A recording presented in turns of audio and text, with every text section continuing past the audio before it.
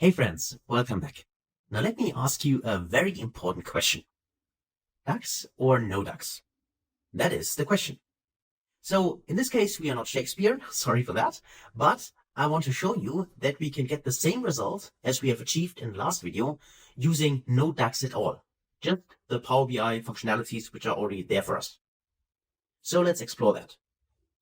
When we created the table, we used the distinct count function. And it's good that we used it because that you have learned a new function in DAX. But we can also get the same results if we let me just copy this table, Control Z to copy it, Control V to paste it. So I have it already here. So let me just drag it from here like that. And then let me just go in here and remove the unique lines. So the measure we have created together.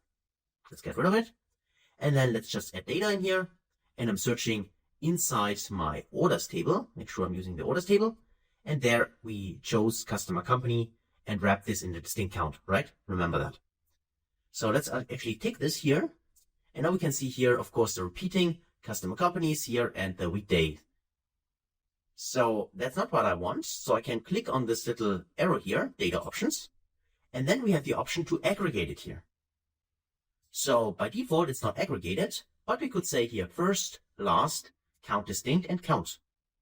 And count distinct is exactly the DAX measure which we have used. We use distinct count to get the unique list. So if we use count and the distinct count here, we should get the same result. So let's try that. Let's click on it. And you see that this is exactly the same regarding the numbers as for our unique lines. Simply by changing the aggregation type for this dimension or this column in here, right? And this, of course, can be done for all other, values or dimensions here as well to get or to derive insights. For instance, we could be interested in what is actually the average selling price across countries. That could be interesting, right? So to get this, we can simply, let me make this smaller first. And then let's actually go in here and search for customer country. So search for country. And inside our orders table, there is customer country. So let's check that. Click on it. I don't want a map. I want to have, let's say something else. Let's just say I want to have a bar chart. Click on the bar here. Okay. And make this bigger. And then let's drag that somewhere. Maybe place it here. And of course, we now need the values. And for the values, we just search for in this case, setting price. So go to add data here and search for setting price. Again, always be aware that we want to have it from the orders table, not for the other ones. So let me check it, setting price. And now, of course, this is going to be here. I need to drag it actually on the x-axis like that. And by default, now it's summing up the selling price. Now, of course, the sum of the selling price is not really helpful because we cannot simply sum up prices, right? Doesn't make any sense. But we could simply go in here and say, instead of the sum, give us actually the average. You can see here, because in this case, numerical value, there are more options like minimum, the maximum, the distinct counts, the count, standard deviation, variance, and median. And we can choose any of those aggregation types without creating the DAX expression for that.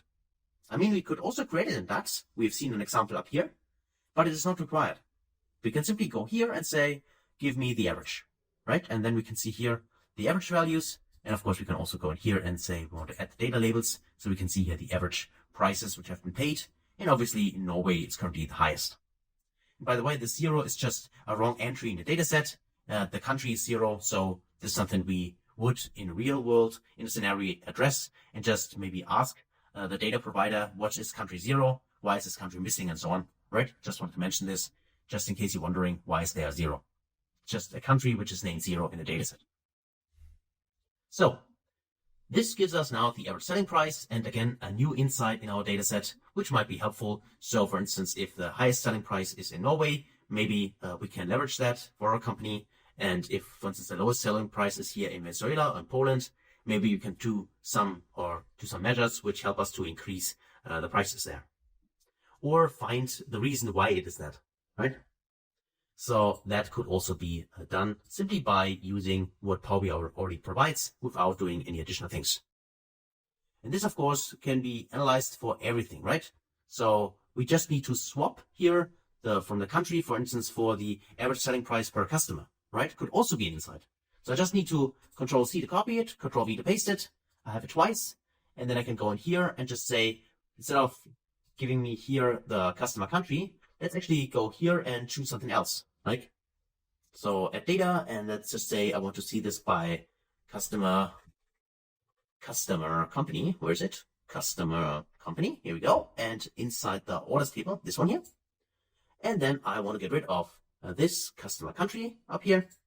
And now I can see here the average selling price for each of the customers we have, right? So I can see here for specialties du monde, probably again I pronounce this wrong, or the big cheese. Okay, I think this I pronounce right, but there are very high average selling prices for these customers, which also could be an insight, and we can derive that much further information if we dive deeper into that. But this, as a first glance, gives us already an indication in comparison, for instance, to customers where the average selling price is quite low, like this one here. So that's it actually for this question from Shakespeare, DAX or no DAX, or at least probably something similar, which he asked, which allows us here really to get insights and to see that it is not always required to use DAX. It's good to know DAX, and it gives us lots more options, but the default options here in Power BI settings already give us a lot of things which we can play around with. So that's it for this video. Hopefully that was helpful. Thanks for watching, and I can't wait to see you in the next video. Until then, best guys.